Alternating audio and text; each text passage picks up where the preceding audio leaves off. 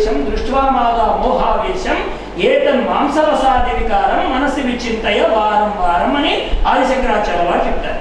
ఇక్కడ ఈ రెంటిని అమ్మెందుకు దాచుకుందంటే, రావణ నువ్వు నా బిడ్డ లాంటి వాడు. ఎందుకంటే అమ్మ జగన్మాత కదండి. మరి అమ్మ జగన్మాత అయినప్పుడు జగత్తులో వాడే కదా రావణాసురుడు. ఇప్పుడు రావణాసురుడు అమ్మకి ఏమవుతాడు? కొడుకు అవుతాడు. కొడుకుండే స్థానం ఏది? పొట్ట. అందుకని పొట్ట దాచుకుందండి అమ్మ. ఒక అవయవంతో, తొడతో కడుపును దాచేసుకుంది, చేతులతో వక్షస్థలాన్ని దాచేసుకుంది. అంటే ఇప్పుడు వాడు బయటకు వచ్చిన తర్వాత వాడు పెరగడానికి కారణమైన ఆహారం మొట్టమొదటి పరమాత్మ ఎక్కడ పెట్టాడు? ఆవిడ హృదయంలో నిక్షిప్తం చేసి పెట్టాడు నారాయణమూర్తి. పుట్టబోయేటి గుండె బుజ్జాయి కోసమై పొదుగు గిన్నెకు పాలు పోసి పోసి అంటాడు కరుణశ్రీ జంజాల పాపయ్య శాస్త్రి గారు. నువ్వు ఎంత పని చేస్తున్నావు ఈ మానవులకు అర్థం కావడం లేదు పరమేశ్వర. ఇంకా వాడు పుట్టాడో పుట్టలేదో, గర్భంలో వాడు వచ్చాడో రాలేదో, వాడికి ఆహారం అవసరమని ముందుగానే ఆలోచించి తల్లుల హృదయాల్లో చేరి తెల్లని క్షీరాన్ని వాడు హృదయాల్లో పోసి ఎంత శ్రమ పొందుతున్నావో. లోకంలో ఎంతమంది ఉంటారండి గర్భిణీ స్త్రీలు, బాలింతలు? వాళ్ళందరికీ బిడ్డలు పుడితే వాళ్ళందరికీ ఎన్ని పాలు అవసరం అవుతాయి? ఆ పాలన్నీ ఆ పొదుగులో పెట్టిన వాడేవాడు, ఆ స్తన్యంలో చేరిన వాడేవాడు? నారాయణుడు పరమేశ్వరుడు. మరి ఆ సేవ ఎవరు చేయగలుగుతారండి లోకంలో? చెప్పండి, ఎవరైనా చేయగలుగుతారా? లోకంలో ఇంకేమైనా కావాలంటే ఇవ్వగలుగుతారే కానీ ఆ పిల్లలకు పాలు ఇవ్వడం అనేటువంటి క్రియ ఆ తల్లే చేయాలి, ఆ సర్వేశ్వరుడే అందించాలి. ఈ రెంటిని దాచుకుందమ్మ. కారణం ఏంటి? నీ పుట్టుకు కారణం ఉదరము, నీ పెరుగుదలకు కారణం హృదయం. ఈ రెంటిని కామంతో చూస్తున్నావు రావణ. దీన్ని మానుకోమని చెప్పడానికి అమ్మ ఇలా కూర్చుంది. కూర్చుంటే వాడేమంటున్నాడు? ఎందుకు నీ ఉదరాలలో దాచుకుంటున్నావు? నీ వక్షస్థలాన్ని ఎందుకు దాచుకుంటున్నావు? ఇక్కడ పరాయి వాళ్ళు ఎవరు లేరు కదా, నేనే కదా ఇక్కడ ఉన్నాను. పైగా సృష్టించాక బహుశా బ్రహ్మదేవుడు అసలు సృష్టే మానేసి ఉంటాడు సీత నేను సృష్టించిన తర్వాత అన్నాడు రావణాసురుడు. అంటే అర్థం ఏంటండి? ఉన్న సృష్టిలో అందమంతా అమ్మకే పోసేశాడు బ్రహ్మగారు. అందువల్ల ఇక మళ్ళీ సృష్టిలో అంత అందమైన వస్తువుని చేయలేకపోయాడట బ్రహ్మగారు. అందుకని నీ అంతటి అందమైన సౌందర్య రాశిని ఇంకెంతవరకు ఎవ్వరూ సృష్టించలేదు అని అంటూ నీ కష్టాలు తీరిపోయే ఉపవాసాన్ని ఇక నుంచి విరమించు. ఎవరి కోసమో భోగాలన్నీ వదులుకోవలసిన అవసరం లేదు సీత. యవనం రోజు రోజుకి తరిగిపోతుంటే అది ఎంత బాధో తెలుసునా? ప్రవహించిన నీరు వెనక్కి రమ్మంటే వస్తుందా అని అడిగాడు రావణాసుడు.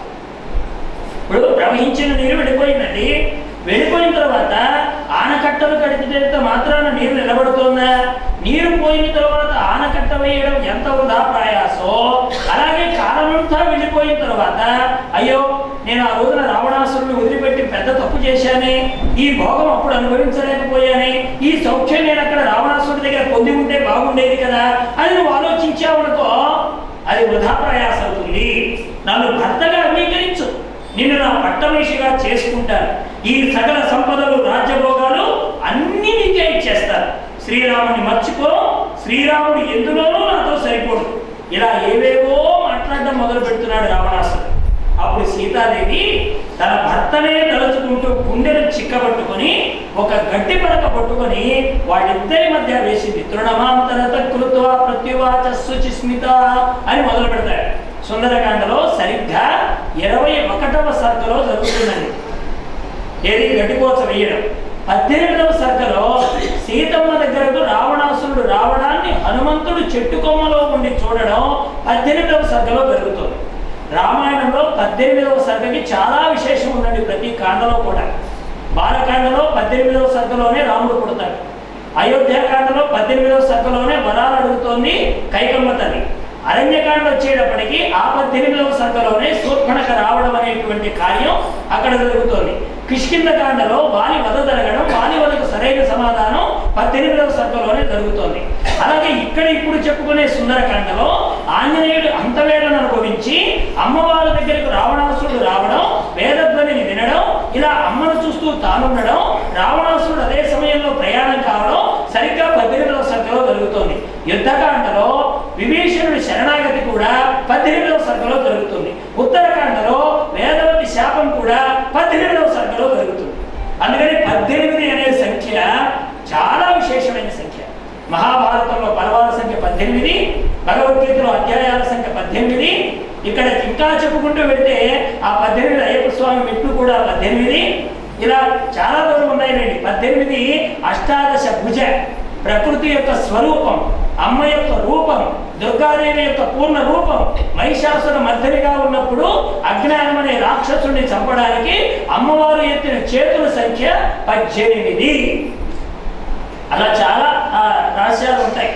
అందుకనే రామాయణం అనేది ఒక నాటితో ఒక రోజుతో పూర్తయ్యేది కాదు అని చెప్పుకునేది. అందుకే చాలా విశేషాలు ఉంటాయండి ప్రతి సర్గకి కూడా. ఇది 21వ సర్గలో చెప్పారు. తృణమాంతర తకృత్వ ప్రతివాచ శుచిస్మిత. ఇలాగ గడ్డిపోత వేసిందట, వాడిని దహించి వేయగలిగిన నవ్వుతో అమ్మవారు మాట్లాడడం మొదలుపెట్టిందట. ఎందుకు గడ్డిపోత వేసిందనడానికి చాలా అర్థాలు చెప్పారు. ఈ గడ్డిపోత ఎందుకు వేసింది?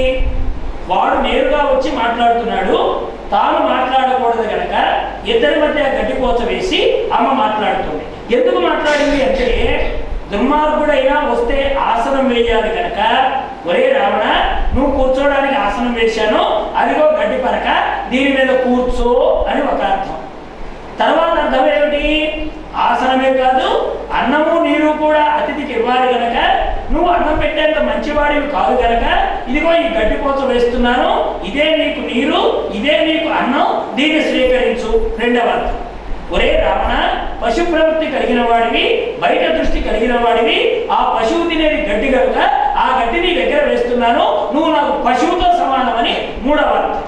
మా రామచంద్రమూర్తి ఎక్కడి నుంచైనా వస్తాడు, ఎక్కడా అని అడిగితే వామనమూర్తి అవతారంలో ఈ గడ్డిపోతనే పట్టుకొని మీ రాక్షస గురువైన శుక్రాచార్యుడికి ఒక కన్ను పోయేలా చేశాడు గనక నా రామచంద్రమూర్తి శక్తిని తక్కువ అంచనా వేయద్దు, ఈ గడ్డి పరకలో నుంచైనా సరే ఆయుధం చేసి నీ ప్రాణం తీస్తాడు జాగ్రత్త అని గడ్డిపోత వేసిందని ఇంకొక అర్థం.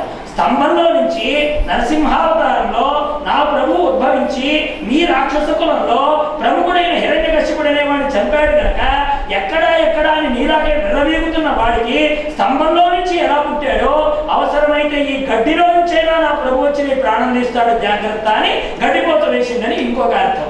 ఇంకోటి ఏంటంటే, దుష్టులతో కలిసి భోజనం చేయకూడదు కనుక పొరపాటున వాళ్ళు వచ్చి కూర్చున్నప్పుడు వాళ్ళకి మనకు పంక్తి భేదాన్ని పాటించడానికి ఇలా ఆచమనం చేసి నీటిని వదులుతాం కనుక నీతో నేను చేరలేదని చెప్పడానికి ఆ గడ్డిపోతను వేసింది అని ఇంకొక అర్థం.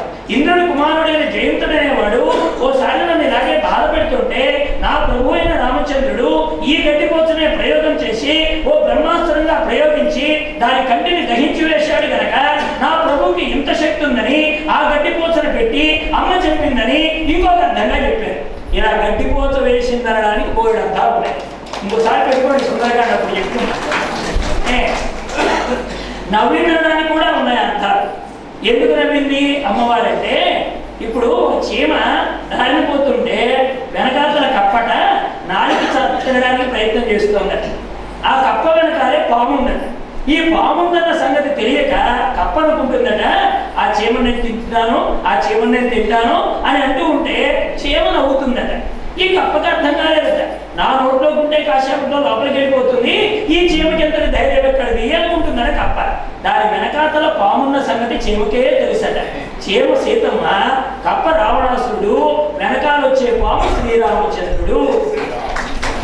ఎప్పుడైతే నువ్వు ఇది గమనించకుండా చీమ లాంటి నన్ను తినడానికి ప్రయత్నం చేస్తున్నావో వెనకాతల పాము లాంటి రాముడు నాడు సుమా అనే సత్యాన్ని నువ్వు గమనించలేకపోతున్నావని అమ్మ నవ్వింది అని ఒక అర్థం చెప్పారు.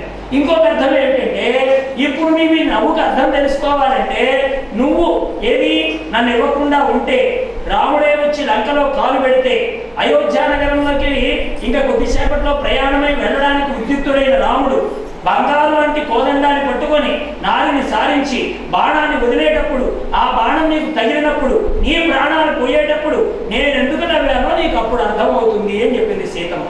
అంటే జరగబోయేటువంటి కథని ముందుగానే రావణాసురుడికి ఒక్క నవ్వుతో ఒక్క గడ్డి పరకతో అత్యద్భుతంగా సమాధానం చెప్పిన సంఘటన మనకు సుందరకాండలో కనబడుతుంది అన్నమాట. అందుకనే తృణమాంతరత కృత్వ ప్రతివాచ శుచిస్మిత. రాక్షసుడా, రావణ, నేను గొప్ప వంశంలో పుట్టాను, నా పుట్టుక గొప్పది. ఇక నేను మరొక గొప్ప వంశంలో కోడలుగా కాలు పెట్టాను. ఇప్పుడు ఈ రెండు వంశాల ప్రతిష్ట నా నడవడిక మీద ఆధారపడి ఉన్నాయి. నేను పతివ్రతని, నేను నీకు లభించను, ఈ సంగతి నువ్వు తెలుసుకో అంటూ మంచిదారిలోకి రా.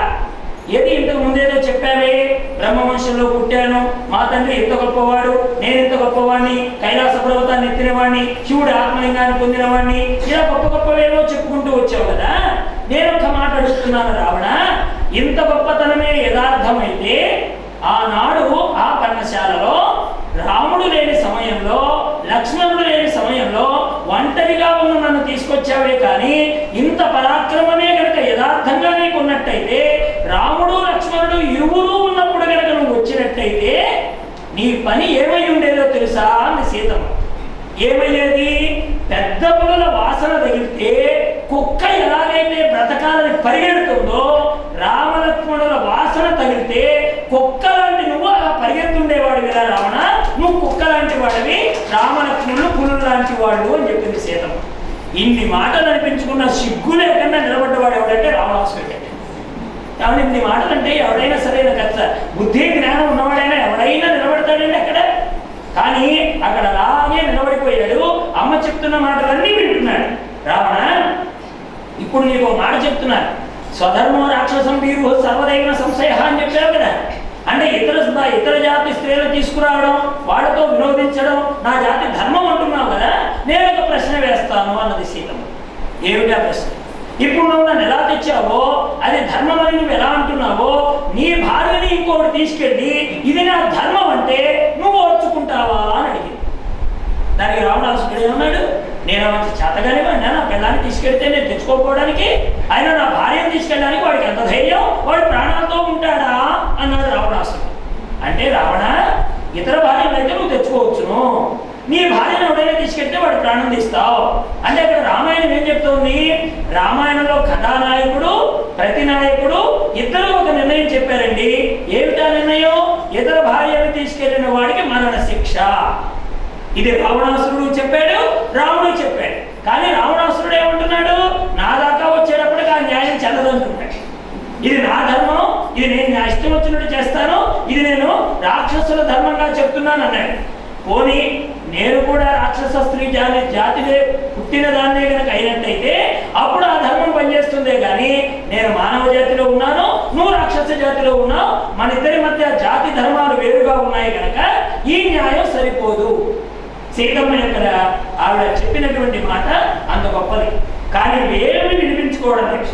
ఇంద్రుడి వజ్రాయుధమైన నిన్ను వదిలేయచ్చుగాక, ఎవరు చూసి చూడనట్టు మిన్నకుండిపోవచ్చుగాక, కానీ శ్రీరాముడు మాత్రం నిన్ను వదలడు.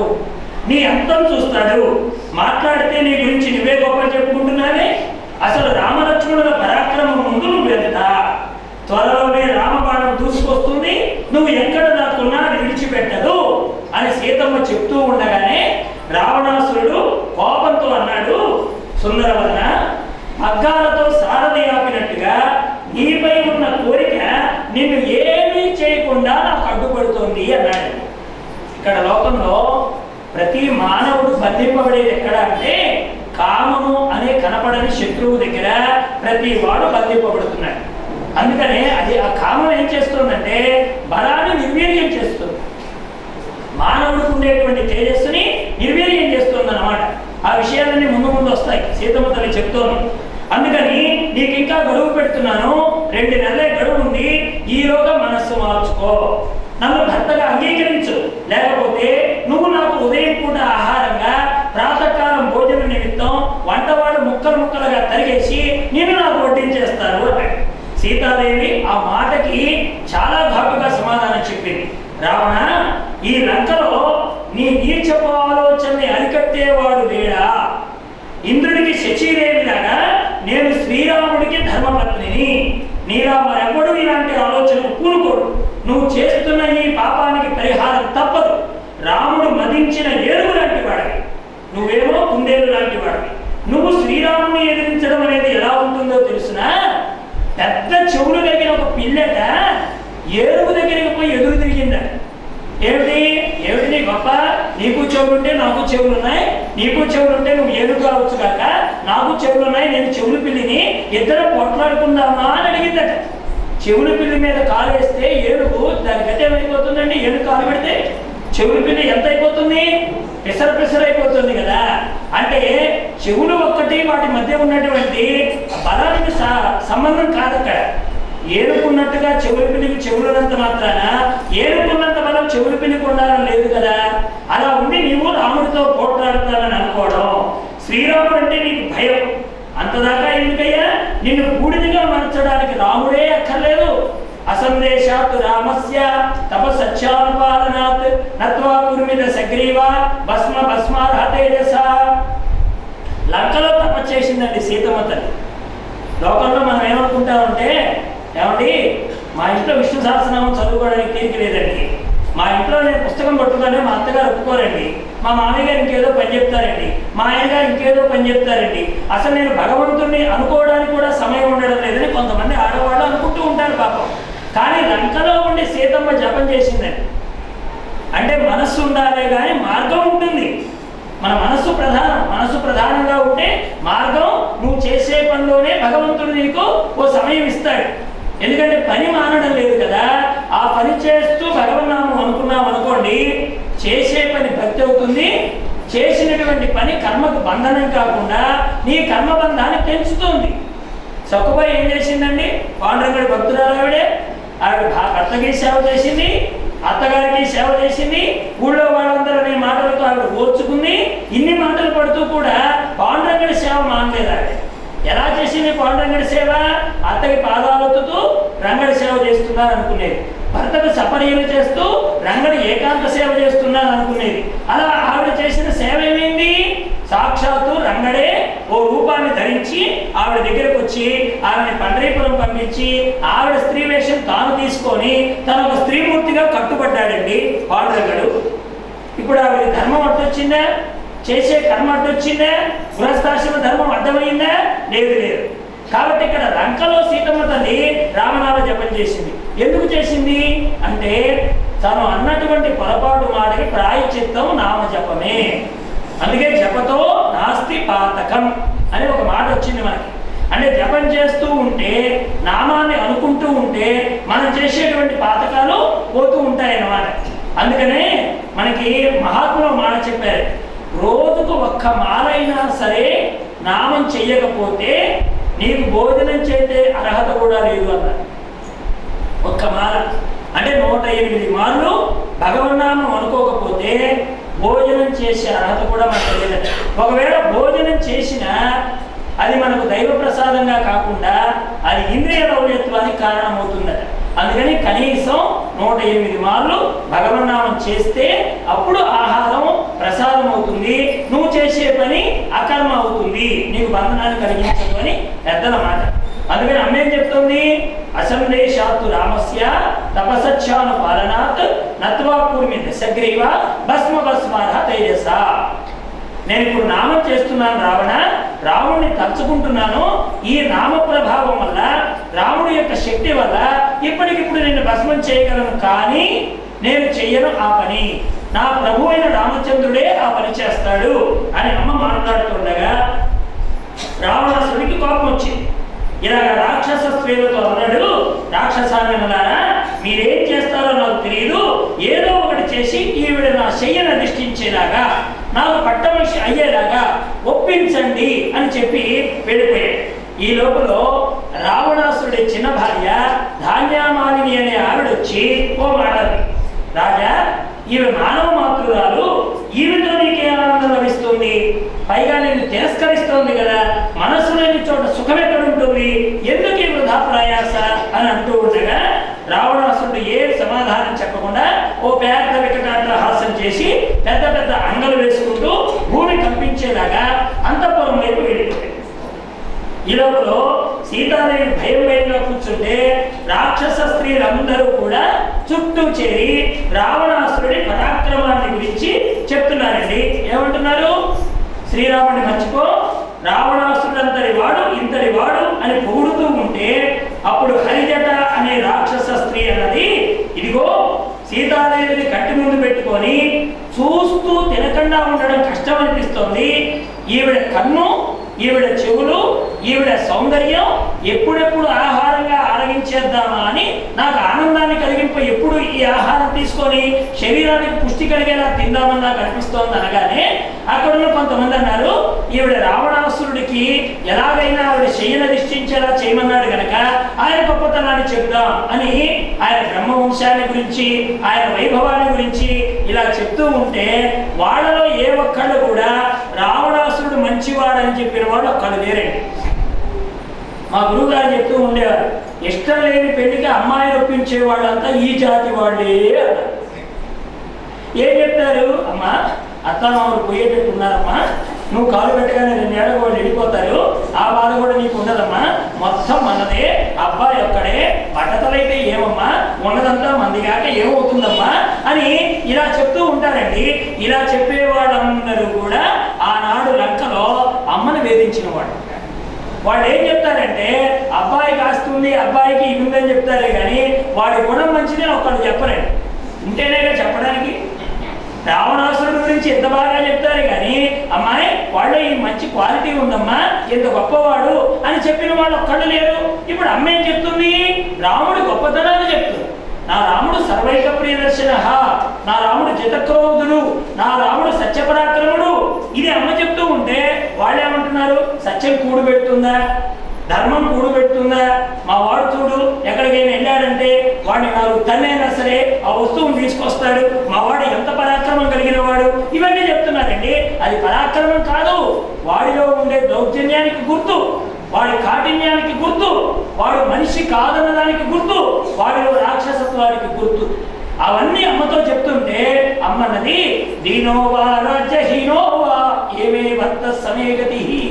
సీతమ్మ చెప్తుంది రామాయణంలో, శ్రీరాముడు దీనుడైన రాజ్యం కోల్పోయిన నా రామచంద్రమూర్తే నాకు ప్రభువు, నేను నిత్యం అతన్ని సూర్యుడిని ఆరాధించేటువంటి సువర్చలాదేవిలాగా నేను అతన్నే ఆరాధిస్తూ ఉంటాను అని చెప్పింది.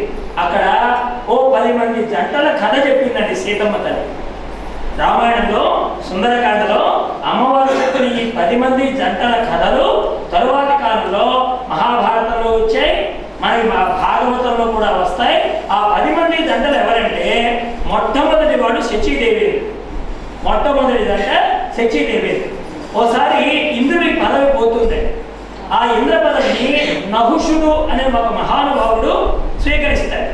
స్వీకరించిన తరువాత నహుషుడు ఓ రోజున ఆలోచన వస్తుందంటే, ఇంద్రుడి సింహాసనం నాదయ్యింది కాబట్టి ఇంద్రుడి భార్య నా భార్య ఎందుకు కాదు, ఆయనకు వచ్చిన ఆలోచన. అంటే ఇంద్ర సింహాసనం నాది, ఇంద్రుడి భార్య నా భార్య ఎందుకు కాదు, ఈ ఆలోచన రాగానే ఓ రోజున ఆయన శచీదేవిని చూడడం, వాడి సింహాసనం నాదైనప్పుడు వాడి భార్య నా భార్య ఎందుకు కాదు, ఇది ఒక కొత్త రూమ్ తెచ్చిపెట్టాడంటే. వెంటనే సప్తర్షుని పిలిచి అక్కడ ఉన్న వాళ్ళందరినీ పిలిచి, ఇదిగో సింహాసనం నాదైనప్పుడు ఆయన భార్య నా భార్య ఎందుకు కాదు, ఇది చెప్పండి ధర్మం అన్నారు. ఏమంటే పదవిలో ఉన్న వారితో అన్నా బాధే, కాదన్నా బాధే. అందుకని వాళ్ళు ఏం చేశారు, ఎటు చెప్పలేక వెనకుండిపోయి, ఏమోనండి మాకు అవన్నీ తెలియదు, శచీదేవి ఒప్పుకుంటే మరి అప్పుడు ఆదిష్టం కదా అని అన్నట్టుగా చెప్పేటప్పటికీ శచీదేవి దగ్గరికి పంపించాడు రాయబారి. దాంతో అక్కడ ఆవిడేముంది, ఎక్కడ ధర్మమయ్యా, సింహాసనం అతడిదైనంత మాత్రాన ఆయన భార్య వాడి భార్య ఎలా అవుతుంది అని మహాత్ముని పిలిచి, మహాత్మా ఈ ఉపద్రవం వచ్చింది, మరి ఏం చెయ్యాలి, కాదంటే ప్రాణం పోతుంది, లేకపోతే అతడికి నేను లొంగిపోవలసి వస్తుంది, అది నా పాత్రత్య ధర్మానికి విఘాతం కదా, నేనేం చేయమంటారో చెప్పండి అనగానే వెంటనే వాళ్ళు ఒక నిర్ణయం చేసి ఒక రహస్యం చెప్పారు ఆవిడ చెవిలో. వెంటనే ఆవిడేం చేసింది, వచ్చినటువంటి వాళ్ళతో, అయ్యా శచీదేవి మిమ్మల్ని కోరుతుంది, కానీ ఆవిడ దగ్గరకు చేరాలంటే ఒక నియమం ఉన్నది అని చెప్పాలి. ఏమిటా నియమం అని అడుగుతాడు వాడు. కామంతో ఉన్నవాడు కనుక ఏదైనా చేస్తాడు. ఏం చెప్తారు అంటే, శచీదేవి దగ్గరికి వచ్చేటప్పుడు సప్తర్షులు పల్లకి మోస్తూ ఉండగా వాళ్ళు మోస్తుంటే ఆ పల్లకిలో కూర్చొని నా దగ్గరకు రావాలి, అప్పుడు నేను అతనికి వశం అవుతానని చెప్పండి అని శచీదేవి చెప్పింది. అంటే దీనివల్ల ఏమైందంటే, ఇప్పుడు ఇంద్ర పదవి రావడానికి కారణం తపస్సు. ఎప్పుడైతే సప్తర్షుల్ని మోయమంటాడో అప్పుడు కొంత తపస్సు పోతుంది. ఎప్పుడైతే వాళ్ళు మోస్తుంటే వీడి పల్లకి ఎక్కుతాడో దాంతో సగం పోతుంది. తొందరగా వెళ్ళాలని వీళ్ళని దుర్భాషలు ఆడతాడో దాంతో వాడి తపస్సు పూర్తిగా పోతుంది, వీడి పేడ మిగడదు. అది ఆలోచించి శచీదేవి చెప్పగానే కామంతో ఉన్నాడు కనుక సప్తర్షిని పిలిచి నహుషుడు పల్లకి ఎక్కి నన్ను శచీదేవి దగ్గరికి మోసుకెళ్ళండి అన్నాడు.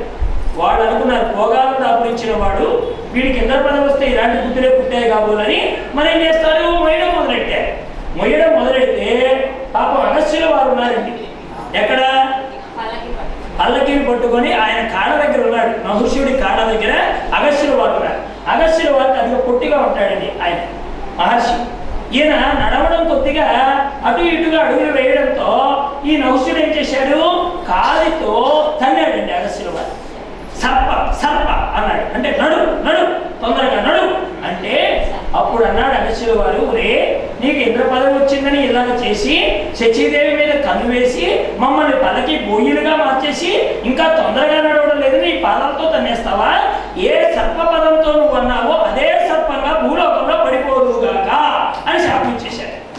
వెంటనే ఇప్పుడు శచీదేవి కామం ఏమైంది, ఇంద్రుడికి నహుషుడికి మరి శాపంగా మారి వాడు పాముగా మారేలాగా చేసింది. మరి అలా అయినా శచీదేవి నహుషుడి దగ్గరికి చేరిందా? చేరలేదు.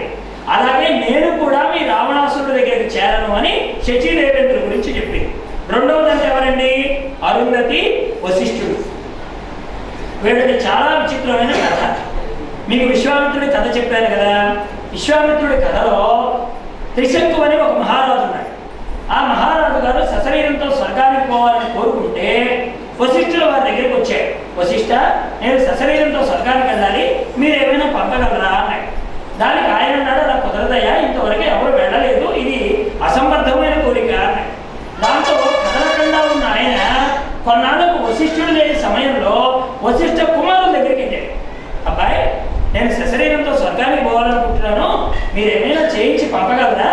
మీకు కావలసినంత డబ్బిస్తాను, ఐశ్వర్యం ఇస్తాను అన్నాడు త్రిశంకు. దానికి వశిష్ఠ పుత్రులు అన్నారు, ఏమయ్యా మా నాన్నగారిని ఒకప్పుడు ఇదే మాట అడిగినట్టున్నావు, మా నాన్నగారు కాదన్నారు కదా, అంటే నువ్వు మా దగ్గరికి వచ్చి అడుగుతున్నావు అంటే మా నాన్నగారు కాదన్న పనిని చేసేంత అధమపుత్రులాగా అనుకున్నావా మమ్మల్ని? మేము ఆ పని చేయము అన్నారు. దాంతో త్రిశంకు కోపం వచ్చి, నేను రాజుని కదా, అడిగినా చేయనన్నారు కదా, అందుకని మీరు ఇక్కడి నుంచి మీరు మాకు పౌరోహిత్యం చేయక్కర్లేదు అన్నారు. కాని పనికి వచ్చి మమ్మల్ని అడిగి మమ్మల్నే పౌరోహిత్యం చేయక్కర్లేదంటావా? తెల్లారేటప్పటికి నీ రూపం మారిపోవుగాక అని శాపం ఇచ్చారు వశిష్ఠపుత్రులు. సరే, ఇంటికి వచ్చాడు త్రిశంకు. తెల్లారిపోతోంది, అద్దం ఎదురుగా ఉంది, రూపాన్ని చూసుకున్నాడు, ముసలి రూపం వచ్చేసింది. ఈ దేహంతో ఉండడం ఇష్టం లేక, శరీరంతో స్వర్గానికి పోవాలనే కోరికను చంపుకోలేక విశ్వామిత్రుడి దగ్గరికి వెళ్ళాడు. విశ్వామిత్రుడి దగ్గరికి వెళ్ళి ఏమన్నాడు, అప్పటికి విశ్వామిత్రుడికి వశిష్ఠుడికి విషయం ఇద్దరికి ఒకళ్ళంటే ఒకళ్ళకి పడదు. అంటే వశిష్ఠుడికి లేదండి ఆ భావన, విశ్వామిత్రుడికే ఉంది. విశ్వామిత్రుడే శత్రువుగా అనుకుంటాడు వశిష్ఠుల వారిని, ఆయనలో ఆ భావం లేదు. అయితే ఎప్పుడైతే విశ్వామిత్రుల వారి దగ్గరికి వచ్చి వశిష్ఠుల వారు కాదన్నారు, నన్ను ఇలా ముసలి రూపంగా చేశారని అన్నారో, దాంతో విశ్వామిత్రుడు అన్నాడు, వశిష్ఠుల వాడు కాదన్న పని నేను చెయ్యాలి, నేను చేసి పెద్దగా అనిపించుకోవాలన్న కోరిక కలిగింది ఆయన. వెంటనే ఏం చేశాడు, సరేనయ్యా నేను స్వర్గానికి పంపుతాను అని అందరికీ లేఖలు పంపించాడు. అంటే నేను యాగం చేస్తున్నాను, త్రిశంకు స్వర్గానికి పోతున్నాడు, మీరందరూ రండి అని లేఖలు పంపించి మొట్టమొదటి లేఖ ఎవరికి పంపించారో తెలిసిన? వశిష్ఠుడు వారికే పంపించారు. లోకంలో చూడండి, ఓ అబ్బాయిని అమ్మాయిని వివాహం అనుకొని ఇద్దరు అనుకుంటారు. కాలక్రమంలో ఏదో చిన్న ప్రపంచాలు వచ్చి కుదరకపోతే వాళ్ళ పంతం పెరుగుతుందండి, ఆ అబ్బాయి కంటే ముందు మా అమ్మాయికే పెళ్లి చేయాలి వీళ్ళు ఆలోచిస్తారు. వాళ్ళేమనుకుంటారు, ఆ అమ్మాయి కంటే ముందు మా అబ్బాయికి పెళ్లి చేయాలి, శుభలేఖ కూడా వాడికే పంపాలనుకుంటారు, ఎందుకని వాడు కాదున్నాడు కనుక. ఇలాంటి చిన్న చిన్న పరపత్సాలు ఇప్పుడు వచ్చినాయి కాదండి, దరిద్రం త్రేతాయుగం నుంచి ఉన్నాయి ఇవి. ఈ కక్షలు కార్పణ్యాలు, ఒకళ్ళ మీద ఒకళ్ళకి అసూయలు ద్వేషాలు అక్కడి నుంచి వచ్చినాయి ఇవన్నీ కూడా. వెంటనే విశ్వామిత్రుడు ఏం చేశాడో తెలిసిన, వశిష్ఠుల వారికి లేఖ పంపించాడు. మీరు కుదరదన్నారంటే కదా, నేను చేస్తున్నాను, వాడు స్వర్గానికి నేను పంపుతున్నాను, మీరు రండి. ఈ తీసుకెళ్ళిన వాడు ఏం చేశాడు, శుభలేఖ ఈయనకి ఇచ్చేశాడు, వశిష్ఠ పుత్రుడికి ఇచ్చాడు. వాళ్ళు ఏం చేశారు, లేఖంతా చదివి